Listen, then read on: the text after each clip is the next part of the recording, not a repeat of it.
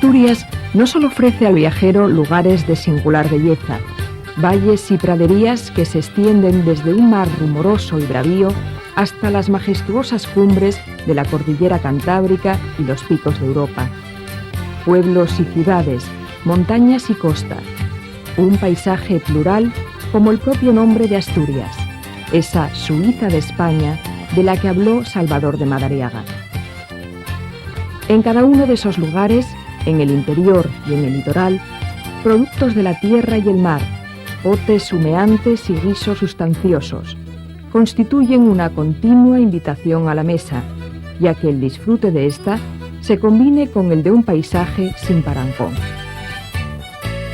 Como el paisaje, también la gastronomía asturiana es plural, sorprendente y rica en matices.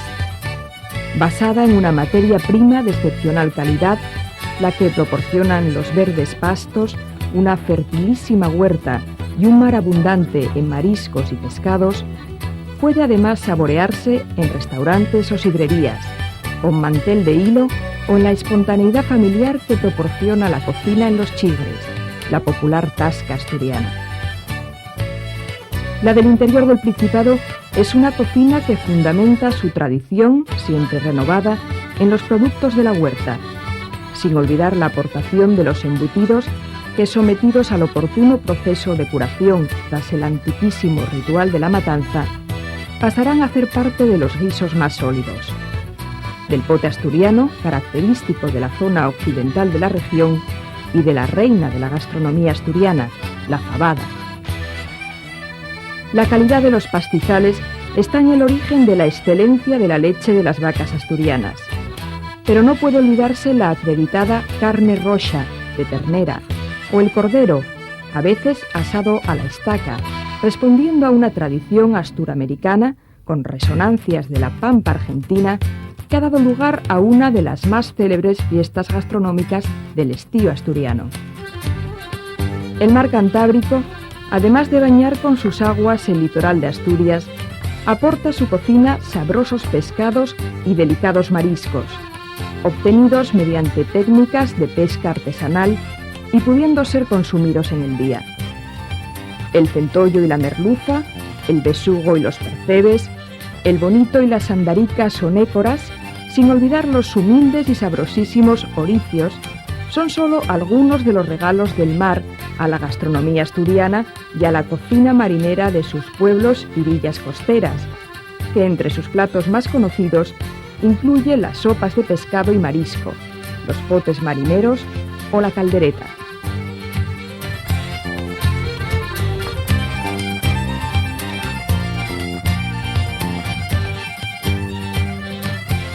No puede hablarse del mar y olvidar los ríos. De manso fluir o rumorosa y rápida corriente, los ríos asturianos albergan huidizas truchas y espléndidos y sabrosísimos salmones, que remontan los cauces fluviales tras un largo periplo, o la tan menuda como exquisita angula.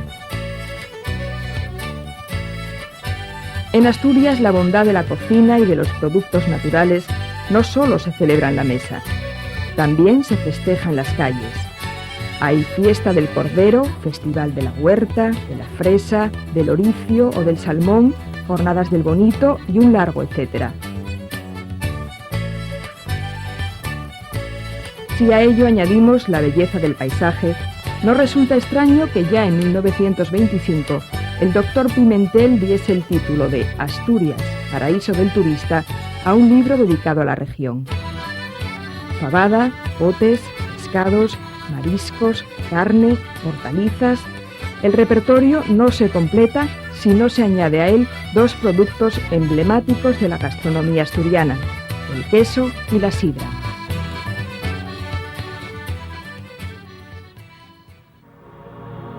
El uso del mosto de manzana se remonta a épocas prehistóricas. Sin embargo, el empleo de la sidra, producto resultante de su fermentación, parece ser posterior.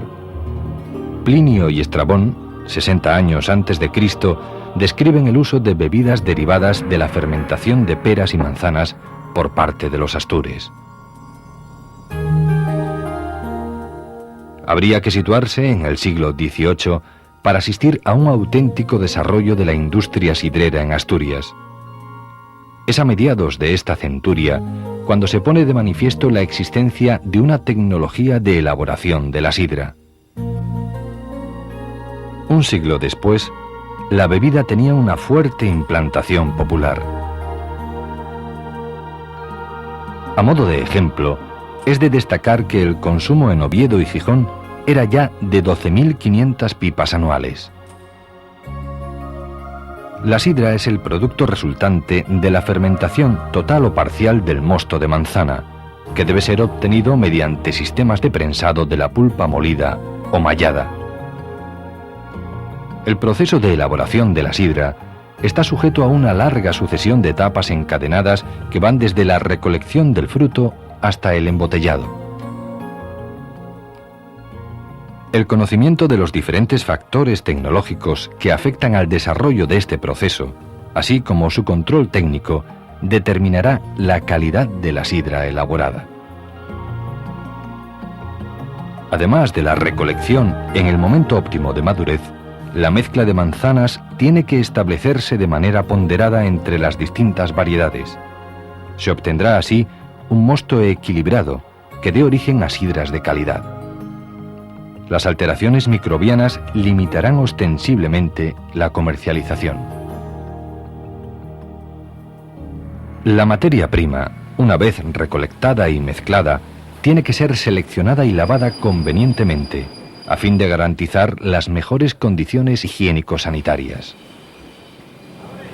La etapa denominada prefermentativa, que incluye la molienda, prensado y clarificación, es de importancia capital para la elaboración de la sidra. Actualmente, la molienda se efectúa con molinos de martillos con rodillos, la maceración y el prensado de manera simultánea empleando prensas mecánicas o hidráulicas y la clarificación del mosto de manera espontánea. Por la acción de las levaduras del género Saccharomyces, comienza la fermentación alcohólica. Debido al rápido crecimiento de estos microorganismos, se produce un fuerte desprendimiento de gas carbónico, mientras los azúcares presentes en el mosto comienzan a transformarse en alcohol. Se desarrolla a partir de entonces una fermentación lenta de los azúcares promovida por las levaduras fermentativas y comienza la conversión del ácido málico en láctico. La sidra pierde la aspereza que le comunica la importante concentración del ácido málico presente en la mezcla de manzanas que habitualmente se utilizan en la elaboración de la sidra asturiana. La disminución del nivel de azúcares y la síntesis de compuestos asociados con la fermentación maloláctica proporcionan un elevado amargor del mosto. En el momento actual, durante el periodo fermentativo, las sidras se almacenan cada vez con mayor frecuencia en recipientes de fibra de vidrio y acero inoxidable, ya que en ellos se puede realizar un mejor control de las condiciones higiénicas del tonel, si se compara con los recipientes de madera. Una vez finalizado el proceso fermentativo, la sidra experimenta una etapa de maduración. Esta es necesaria para desarrollar determinados aromas que proporcionan el adecuado equilibrio aromático gustativo. En esta fase, los fabricantes suelen realizar trasiegos, con el fin de evitar un contacto prolongado de la sidra con las borras de fermentación y homogeneizar el producto. A fin de conseguir que madure adecuadamente, en esta etapa se almacena en toneles de madera de castaño.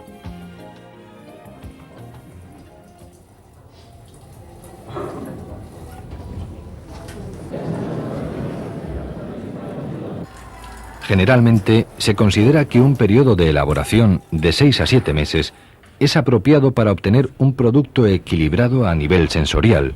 Sin embargo, este es variable en función de los diferentes factores tecnológicos que intervienen durante la elaboración, como son la temperatura, las características de la materia prima o el tipo de cepas de levaduras y bacterias presentes en el agar.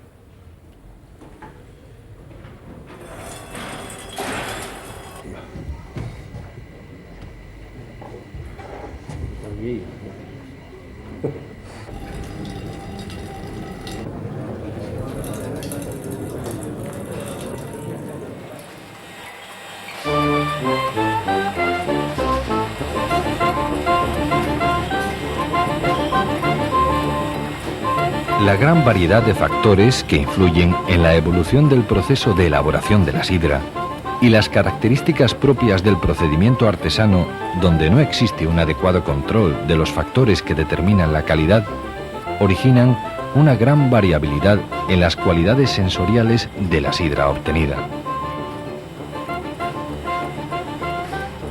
Es sin duda la producción de sidras con un nivel contrastado, obtenidas de modo reproducible en el tiempo, uno de los aspectos de mayor interés con vistas a incrementar la competitividad del sector sidrero asturiano.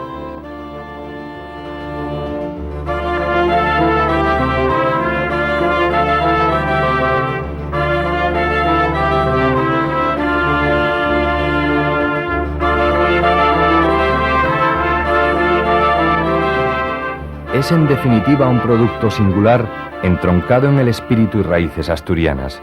Sus valedores, los lagareros, sidreros y consumidores, se han adaptado a los nuevos tiempos modificando los elementos imprescindibles para que en lo sustancial nada haya cambiado. La sidra natural que rompe en cantares, la que propicia el compañerismo, la que fue nostalgia y alegría, se nos sigue manifestando como la entendiera la inspiración del poeta. Una canción de Asturias, entre la niebla amiga.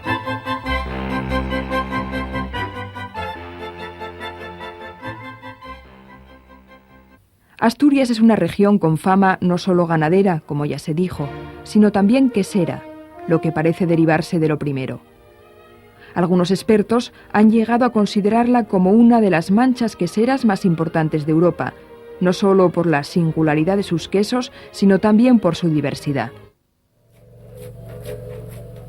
Los quesos artesanos se elaboran generalmente en el ámbito de una familia rural, preferentemente de leche natural o cruda, proveniente de la propia explotación o de explotaciones limítrofes, y en condiciones sometidas a cierta variabilidad, con intervención directa del elaborador para obtener producciones de un volumen limitado, sin aditivos ni conservantes.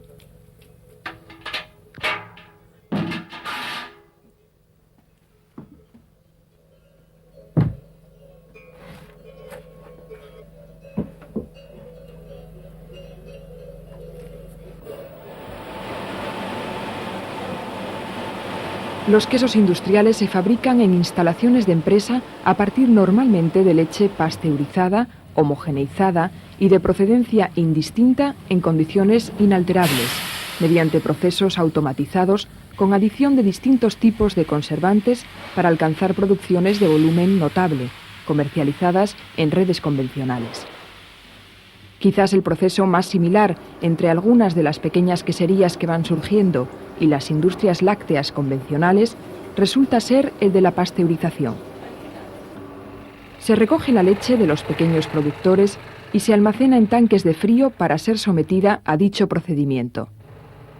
Las clásicas industrias acostumbran, no obstante, a un filtrado y a una depuración centrífuga de la leche con ajuste de la materia grasa.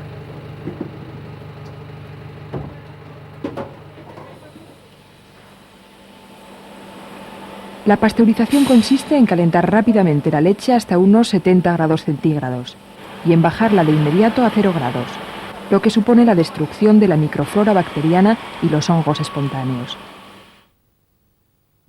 Se cuaja más tarde la leche mediante cuajo industrial.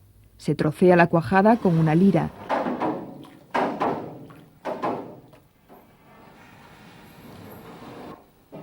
Se deja desuerar para moldear posteriormente, prensar ligeramente, salar y madurar.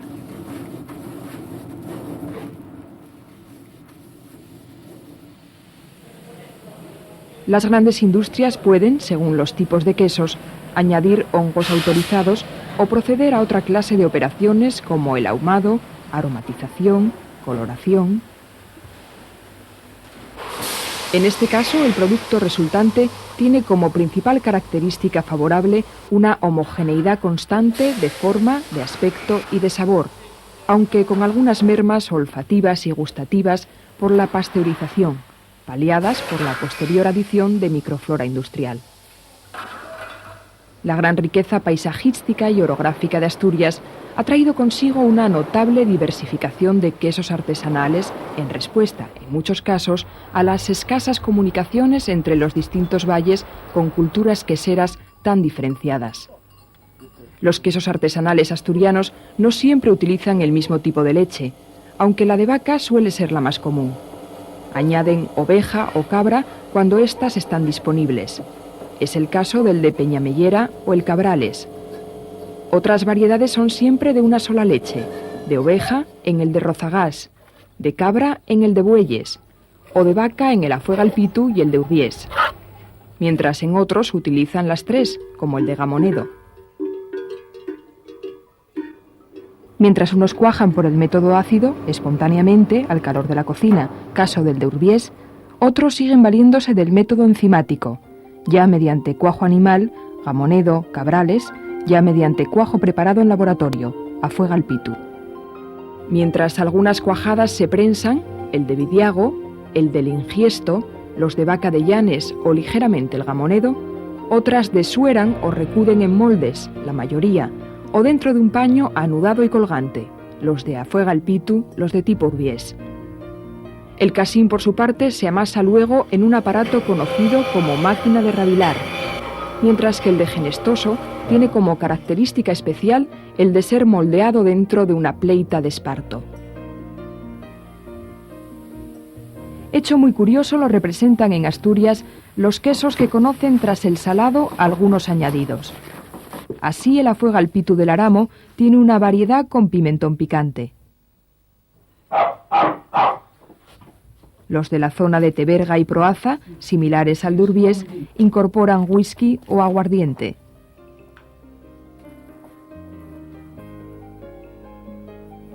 Antiguamente al de Caso se le daba un toque de azafrán, mientras que el de los Bellos o el de Gamonedo reciben todavía un ligero ahumado.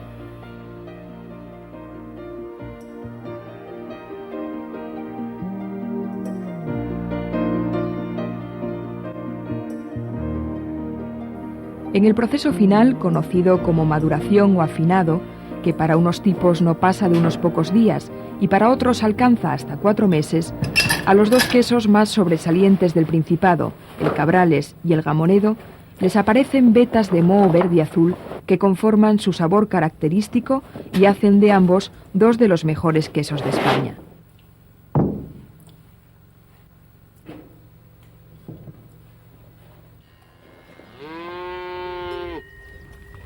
Los años 60 trajeron a Asturias una auténtica fiebre de la leche. La mayoría de los campesinos asturianos, y más de uno ajeno al campo, centraron su actividad laboral en la producción lechera, mediante un incremento extraordinario de la cabaña bovina, casi en exclusiva a base de vaca frisona, también llamada holandesa. Esta eclosión láctea era inducida y absorbida por las nacientes centrales lecheras, que reclamaban para su normal desarrollo una producción intensiva.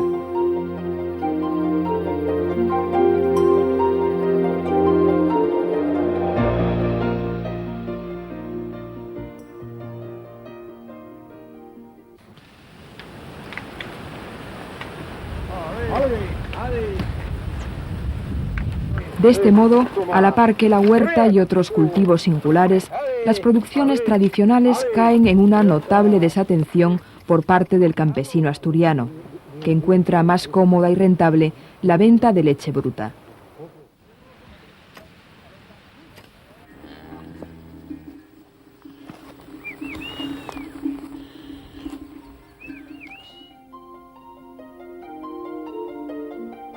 ¿Acaso la mayor incomunicación de esta zona sirvió al mismo tiempo para mantenerla como reserva regional de elaboración de quesos artesanos, que, salvo en el caso de Cabrales, tenían su salida principal en los mercados locales? Los años 80 supusieron, a pesar de todo, una auténtica vuelta a los orígenes desde el punto de vista quesero. Se produce en toda España una positiva labor de recuperación de la artesanía alimentaria, que no tarda en hacer su aparición en Asturias, un terreno especialmente abonado en el campo de los derivados lácteos.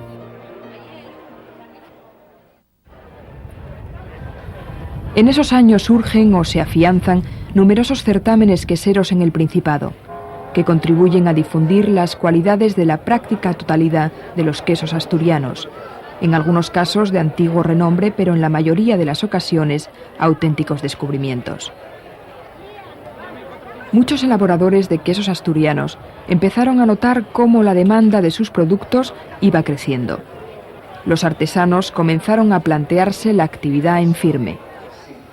Van surgiendo pequeñas queserías por toda la geografía del Principado, como las de Taramundi, Abredo o Valle del Narcea en la zona occidental, mientras en el centro aparecen el Caleru, La Peña, Temia, el Borxal, Casín o Vare, todas ellas de nueva creación y en estos momentos modelo de conjunción entre las nuevas exigencias del mercado y la entrañable artesanía.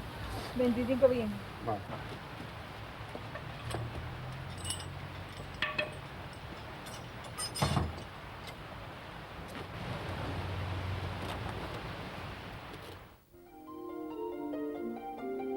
La reconversión del sector lácteo, como consecuencia de ello en esta década de los 90, crea en Asturias excedentes de leche que obligan a un replanteamiento.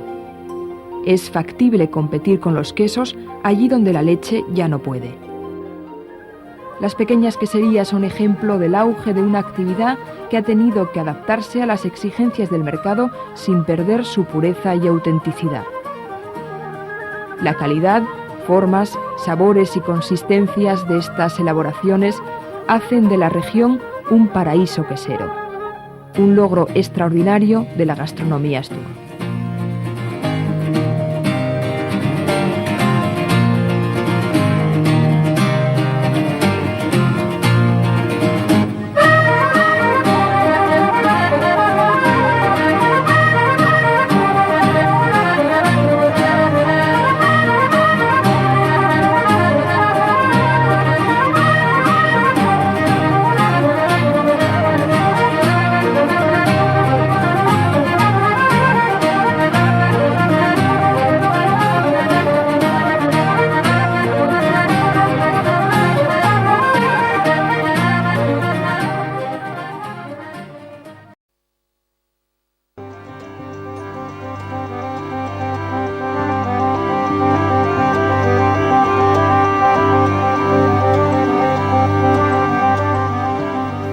Desde tiempos antiguos han sido insectos emblemáticos, símbolo de trabajo, orden, jerarquía y limpieza. Además, las abejas son productoras de miel y cera, dos sustancias que están cargadas de un gran valor simbólico y económico.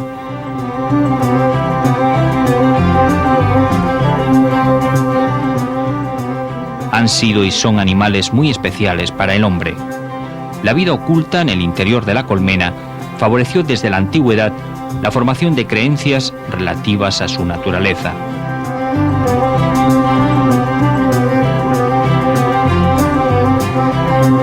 En cualquier caso, su vida ejemplar y organizada ha sido desde siempre motivo de estudio y admiración.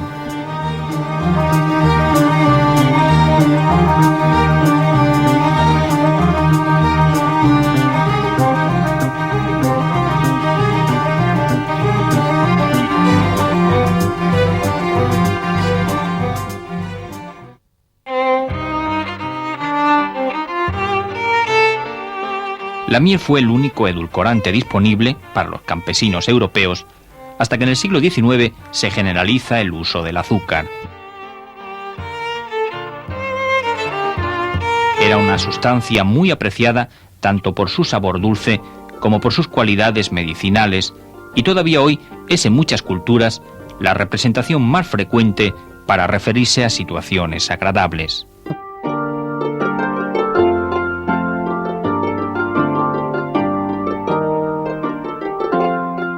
La cera fue una sustancia muy empleada para la metalurgia, la medicina, el alumbrado y especialmente el culto religioso. A partir de los primeros tiempos de la Iglesia, adquiere un papel fundamental en su ritual basado en la creencia de que las abejas eran animales vírgenes y, en consecuencia, la cera producida por ellas era la más adecuada para alumbrar a la divinidad.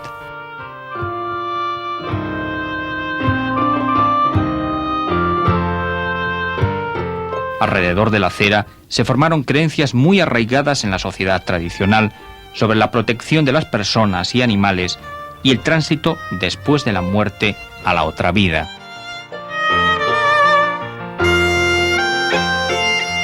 Las abejas siempre han tenido una relación muy particular con el hombre. Su naturaleza les confiere unas características muy alejadas de las de los otros animales de la casa. En las vacas o en los perros predomina la docilidad y el respeto al ser humano. Las abejas, por el contrario, son semisalvajes, no pueden ser reñidas, no muestran agradecimiento o cariño, y su picadura produce un dolor muy fuerte que incluso puede llegar a provocar la muerte de algunas personas.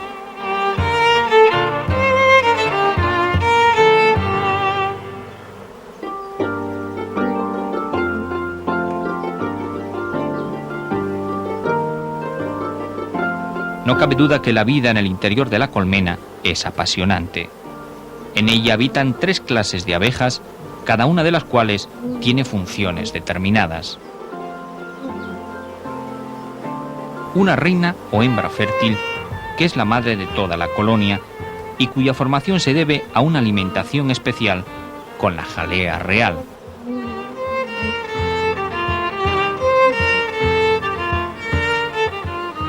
Esta sustancia se almacena en las realeras, que son también utilizadas para el proceso de transformación de un huevo en una futura reina.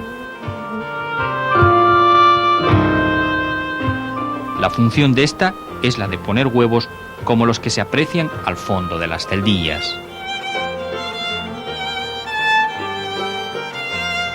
Los machos o zánganos, cuyo número oscila entre 3.000 y 5.000 en cada colmena, fecundan en primavera las reinas y semanas más tarde son eliminados violentamente al convertirse en inútiles para la colonia.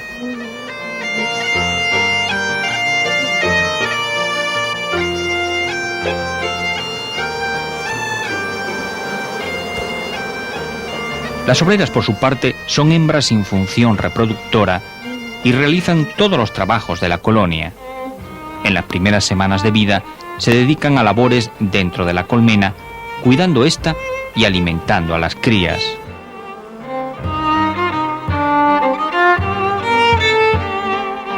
Aquí vemos a una esforzándose para abandonar la celdilla en el mismo instante de su nacimiento. Cuando son adultas, comienzan a salir fuera a recolectar néctar o polen de las flores, agua y propóleo. Una colmena normal alberga de 40.000 a 70.000 abejas, de las que la inmensa mayoría son obreras. En Asturias existían 2 modos muy diferentes de explotar a las abejas. En los concejos occidentales, situados al oeste del río Narcea, predominaba una explotación muy intensa basada en un mayor cuidado. Se extraía la miel y la cera ahumando a las abejas sin causarles ningún daño. En el resto de la región había y hay una menor dedicación a esta cría.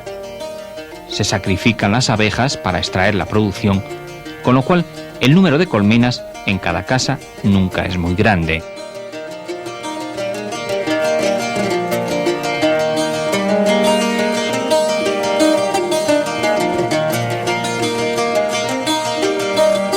La escasez de miel fue la causa de que en muchas zonas la depredación de colmenas silvestres, alojadas en huecos de árboles y covachas de peñas, fuera una actividad frecuente.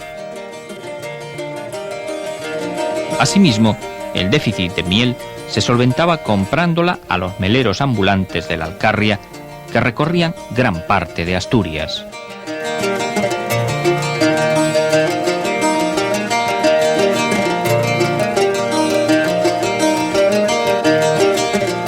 Truébano, trobo, casiello o cubo son algunas de las denominaciones que se dan en Asturias a las colmenas tradicionales. Básicamente, existen 3 modelos perfectamente diferenciados según el material empleado en su fabricación. Las de corcho, muy frecuentes en los concejos del occidente, donde existen pequeñas manchas de alcornocales. Las formadas por 4 tablas clavadas y las colmenas hechas con un tronco ahuecado, normalmente de castaño, como en este caso, fabricadas con una gubia.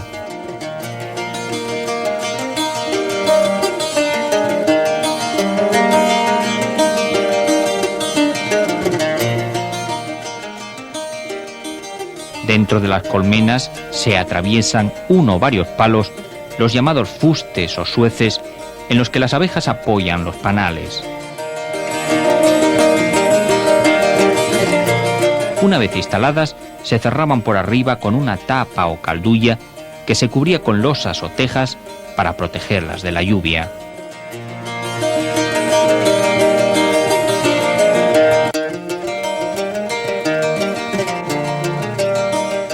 Las tapas se hacen con madera, corcho o corteza de abedul. Estas últimas se arrancan con una navaja en el mes de junio, momento en el que el árbol tiene más savia y se desprenden con mayor facilidad.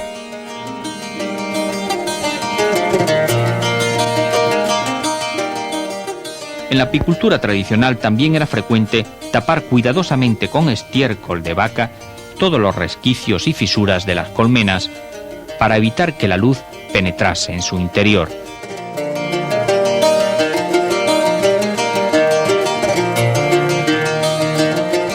Las colmenas se colocaban en lugares orientados al mediodía y protegidos del viento. Normalmente estaban adosadas a los hórreos y paneras, en talameras clavadas en las fachadas de las casas o alineadas junto al muro de una huerta. Se trataba de evitar la humedad de la tierra y facilitar los movimientos de las abejas.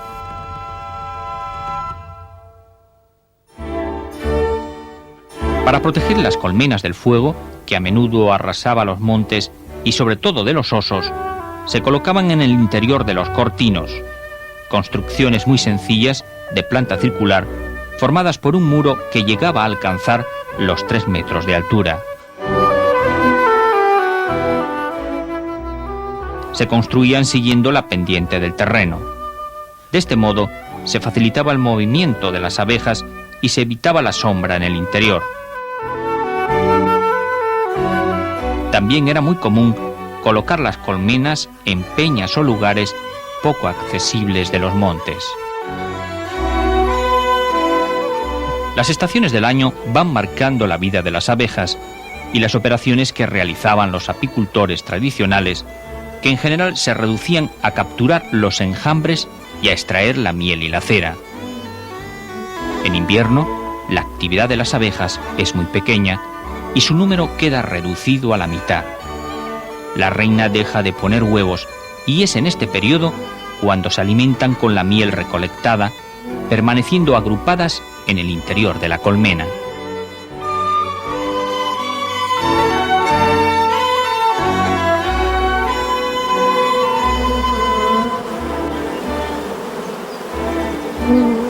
La llegada de la primavera y de las primeras floraciones pone a las abejas en movimiento. La reina comienza a poner huevos y la colonia crece mucho en poco tiempo. La primavera es también una época muy delicada para las colmenas, pues el frío y la lluvia, tan frecuentes en Asturias, pueden impedir las salidas de estos animales en busca de alimento. Es así como la colonia corre el peligro de morir de hambre. Ya lo reseñan algunos dichos populares. En mayo muere la flaca, abella, pero non la vaca. O aquel que comenta, la ovella y la bella, en abril entreguen la pelleya. Las colmenas en los meses de junio y julio tendrán una población muy numerosa, lo que obliga a una parte de ellas a enjambrar, es decir, a abandonar su hábitat y buscar alojamiento en otro lugar.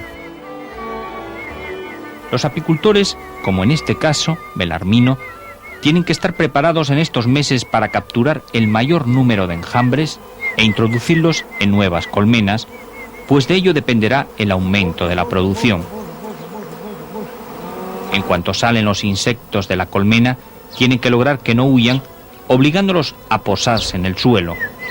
Para ello, silban y repiten frases cariñosas.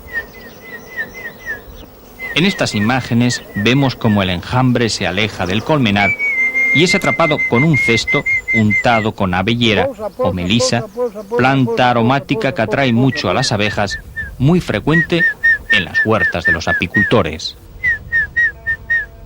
A continuación se introduce el enjambre en una colmena vacía, untada también con la misma planta, cuyo interior se limpia de polilla quemando una tea de paja.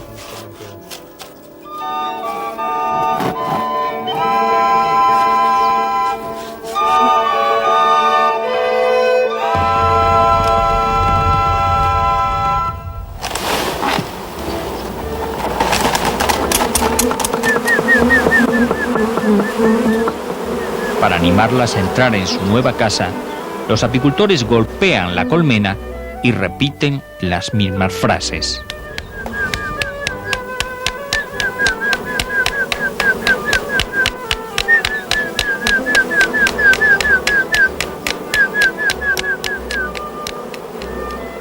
La operación de extraer la miel y la cera se conoce en Asturias con los nombres de esmielgar y escolmenar. Se hacía de dos modos muy diferentes. El más extendido en la región era el de exterminar todas las abejas de la colmena, ahogándolas en agua o asfixiándolas con humo de azufre para sacarles toda la miel y cera. Los apicultores que seguían este sistema mataban normalmente la mitad de las colmenas que poseían, siempre las más pesadas, alrededor del mes de octubre, que es cuando tienen una cantidad mayor de miel.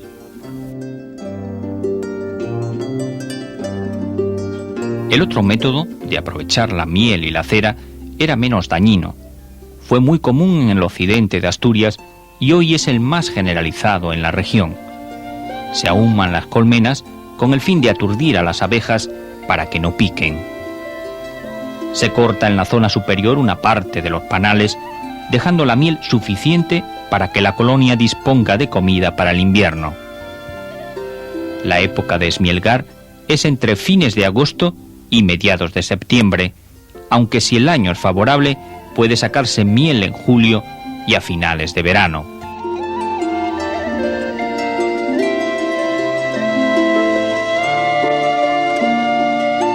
Los panales que se extraen de las colmenas se apretan fuertemente con las manos para exprimir la miel.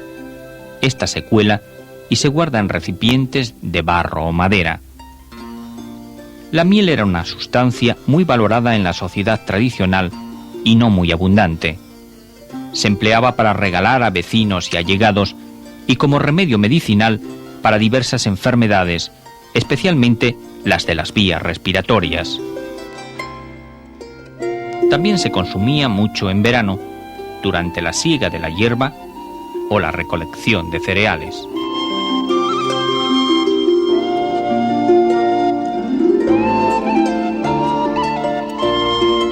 La cera quedaba convertida en unas bolas que era necesario cocer en agua y colar para eliminar las impurezas.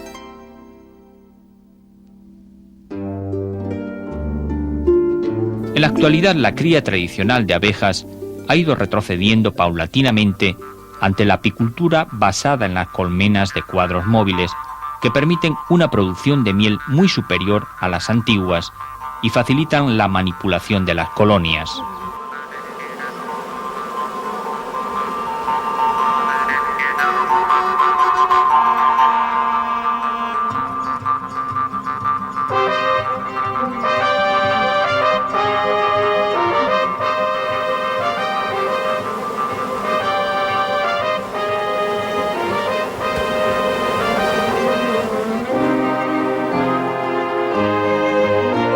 El interés por transformar la apicultura tradicional se inició en el siglo XVIII con la Ilustración. En Asturias, este movimiento estuvo representado por el presbítero José Antonio Sampil, natural de Mieres, que en 1798 publicó un nuevo plan de colmenas en el que explica las últimas observaciones realizadas en Europa sobre este insecto y recomienda un tipo inventado por agrónomos franceses.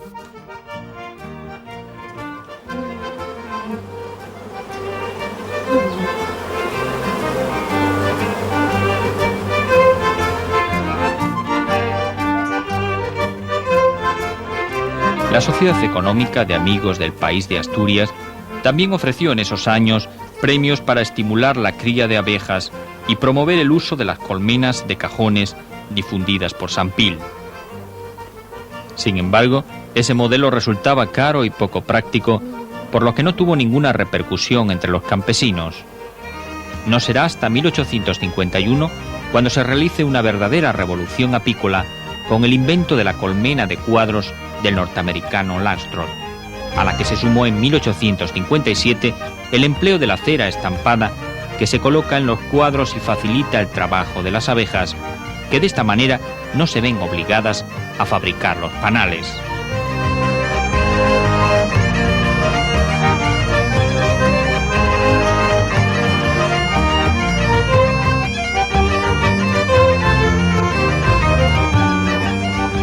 Y a partir de 1865, el uso del extractor de fuerza centrífuga, con el que se extrae la miel de los panales sin romperlos, pudiendo aprovecharse las láminas de cera durante varios años.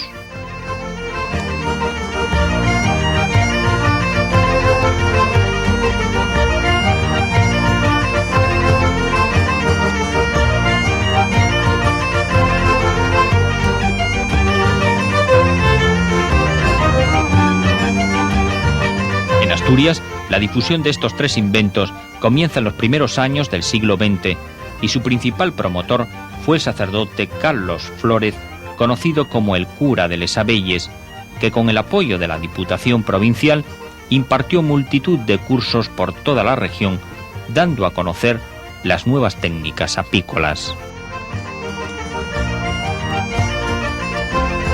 Actualmente, gracias a la moderada expansión de la apicultura, la producción de miel ha aumentado considerablemente hasta el punto de propiciar ferias que, como en el caso de Boal, en el occidente asturiano, están dedicadas en exclusiva a promocionar los distintos tipos de miel que existen en la zona.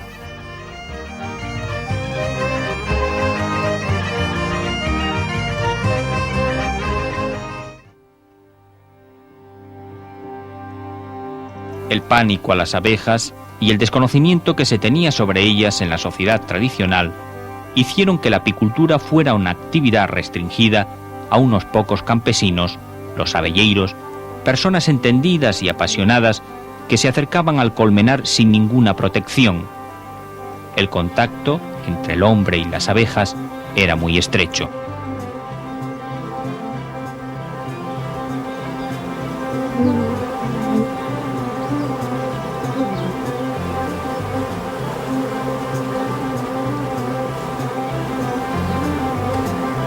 Hoy las cosas han cambiado. La mayoría se acercan al colmenar fuertemente protegidos y los enjambres se evitan aumentando el tamaño de las colmenas.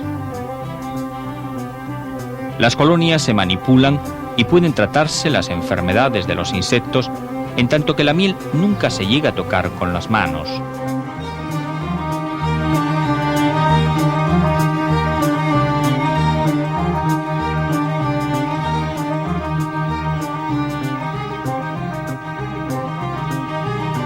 El misterio que siempre rodeó a esta actividad se ha perdido y la labor de los antiguos apicultores es casi una leyenda.